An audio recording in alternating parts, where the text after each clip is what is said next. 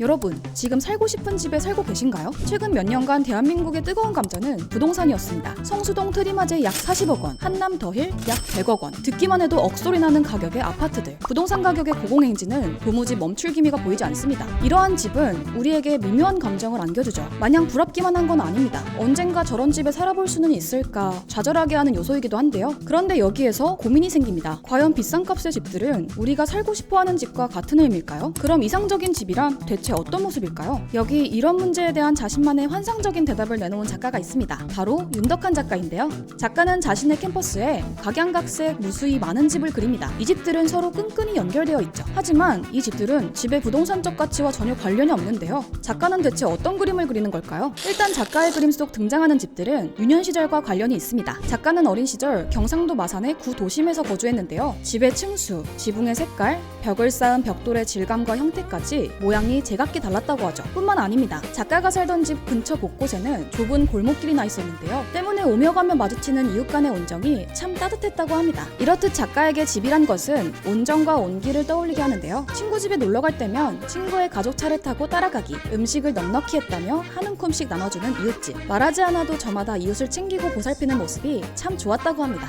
그런데 요즘은 이런 모습 찾아보기 힘들어요. 윗집 아랫집에 누가 살고 있는지 아예 알 수 없는 건 물론이고 엘리베이터에서 누구 한 명 마주칠까봐 불편한 게 현실이죠. 작가는 이렇게 삭막해져가는 요즘 집들의 풍경에 안타까움을 느꼈습니다. 이 때문에 그림 속에 과거 자신이 느꼈던 온정과 온기를 담은 집을 그려놓는데요. 작가의 작품을 보면 이웃 간의 소통 없이 몸이 건조하게 살아가는 오늘날 우리를 반추하게 되죠. 또 작가가 그린 집 그림에는 특별한 점이 있습니다. 작가는 평소 지브리 스튜디오와 픽사의 애니메이션을 좋아하는데요. 특히 토이스토리나 워리 등은 몇 번씩이나 돌려봤는지 모를 정도라고 하죠. 이렇게 작가가 애니메이션을 좋아하는 데는 이유가 있습니다. 바로 실존 인물이 아닌 환상 속 캐릭터에 생명을 불어넣을 수 있기 때문인데요. 이처럼 가상 캐릭터에 몰입해 다양한 상상의 나래를 펼치는 작가는 유년 시절부터 남달랐습니다. 어릴 때부터 산책을 하며 만난 나무와 식물과 대화를 나누기도 했고요. 놀이를 위해 나뭇가지를 부러뜨릴 때면 나무에게 미안하다며 사과를 하기도 했죠. 이러한 작가의 성향은 성인이 되어서도 이어집니다. 작가는 의인화한 집을 그리는데요. 이게 무슨 말이냐면요. 각 집들이 하나의 생명체처럼 고유의 개성을 가지고 있다는 거죠. 작가가 그린 집들을 자세히 보면 건물의 높이, 지붕의 모양, 창문의 개수까지 그 모양이 각양각색입니다. 작가는 이렇듯 각 집의 개성을 극대화하는 데 심혈을 기울입니다. 작가는 수많은 제조사의 물감을 일일이 사용해보는데요. 자신이 원하는 양의 기름과 발색을 가진 물감을 골라내기까지 매우 신중하다고 하죠. 이렇게 탄생한 윤덕한 작가의 집은 천편일률화된 수많은 아파트와는 전혀 다른 모습인데요. 작가의 집을 보면 물질적인 기준에 따라 성공과 실패를 나누고 집의 가격에 따라 좋은 집과 그렇지 않은 집을 가르는 우리를 되돌아보게 하죠. 작가가 살고 싶은 집에 대한 생각을 하게 된 또 다른 계기가 있습니다. 작가는 몇 년 전 군복무를 위해 서울에 거주한 적이 있었는데요. 당시만 해도 서울의 수유리는 자신의 고향인 마산과 별다를 바가 없었습니다. 하지만 최근 수유리를 방문한 작가는 깜짝 놀랄 수밖에 없었는데요. 수유동의 지하철역 부분이 세련된 도시로 변해 있었기 때문이죠. 자신의 고향에 갈 때마다 시간이 멈춘 듯한 느낌을 받았던 작가는 이와 대조되는 서울의 풍경을 보며 한 가지 생각을 하게 됩니다. 이것들 모두가 정말 인간을 위한 것일까?